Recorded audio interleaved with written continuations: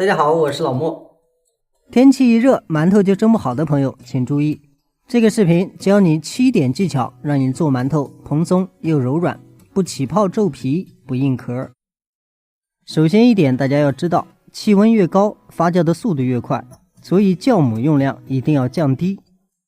接着就是水，咱们这个温度也要降下来，用常温即可。大材料例如白糖还有泡打粉这些，它们都是无所谓的，它们只是辅助作用，酵母才是其中最大的主角。第二点是水，咱们这个水量要比冬天一定要降低一些，因为气温越高，它松弛的就越快，所以很多朋友蒸好的馒头发酵一下之后呢，它就扁了，就是不像开始那么圆，主要就是因为气温高，然后水量大，所以馒头就会很快的塌软下来。所以气温高，咱们一定要把水量降到每斤260克，千万不要多。第三要说的是发面，咱们在发面这一步，咱们不需要借助外界温度，咱们直接把它包裹严，放在常温下即可。如果实在想让它发得更快，咱们放在温水里的时候，这个时间一定要缩短，至少一半。第四，发好的面团如果不小心发旺了，就像目前咱们画面中这样，闻起来有一丝丝的酸味儿，这个时候就是发的比较过。像这种情况呢，咱们在后面揉制的时候一定要延长时间。大家可以记住，咱们面发的越旺，揉的时间越长，因为它里面的空气量比较大，所以一定要把它排空之后咱们再来做，这样就不容易出问题。另外，咱们揉好的面团一定要看一下，它表面如果坑坑洼洼，说明它里面还有空气，一定要继续揉一下，这样才能保证咱们做出来的馒头蜂窝比较细腻。还有咱们在搓条这一步一定要注意一下，咱们每一次手放上去一定要摸一下，这样来回的走2下，如果感觉上面有泡，一定要给它挑掉，因为咱们手工揉它不会100%没有气，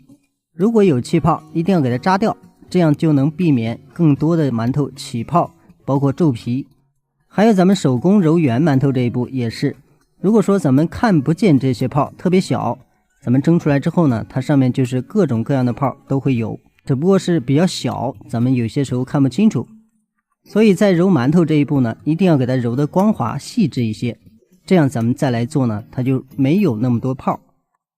第5点，咱们简单说一下在揉圆馒头这一步，咱们前期把面揉光之后，后期揉面的时间就要缩短，咱们只要它面光了，直接这样收下来，这样一个馒头就好了，这样你蒸好的馒头绝对不会出现问题。第6点是2次发酵，不管是气温低也好，气温高也罢，咱们在发酵的时候一定要注意覆盖好，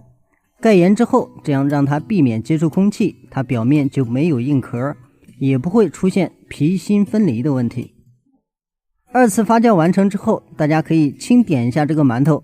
大家看一下，咱们点下去这个坑呢，半天不会起来，就说明没有完全发好。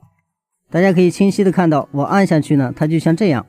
这种状态就是不能蒸的。如果说咱们直接蒸，它上面就容易死面。还有一种情况是咱们2次发面有点过，咱们点的时候呢，它也容易不起来，就是里面太空。正常的状态，咱们用手点一下，它能够缓慢且完整的恢复，这个状态才 OK。 咱们也可以检查一下这个切边，它不是变得更鼓，而是变得稍微有点圆润，这个就是 OK 的。第7点是蒸馒头，咱们很多朋友不注意用火，蒸馒头用火呢有2个条件。第一个，如果说馒头发的欠佳，咱们可以用中火慢慢的烧5分钟，然后再大火。如果2次发酵的非常好，这时候就直接用大火，千万不要小火。然后很多朋友关心像这样起泡，这主要是咱们手法的问题，就是咱们揉面的时候呢，揉得不够紧实，它就会出现这种问题。还有一个，咱们蒸好的馒头发硬有2个原因，第一呢是面活得偏硬了，第二是咱们暴露空气下时间太长引起的风干。保存馒头最好是留有一点点的温度再包起来，这样能够极大程度的保留水分，咱们放一下它也不会发硬变干。咱们的视频就到这里，再次感谢您的支持和观看，咱们下期视频再见。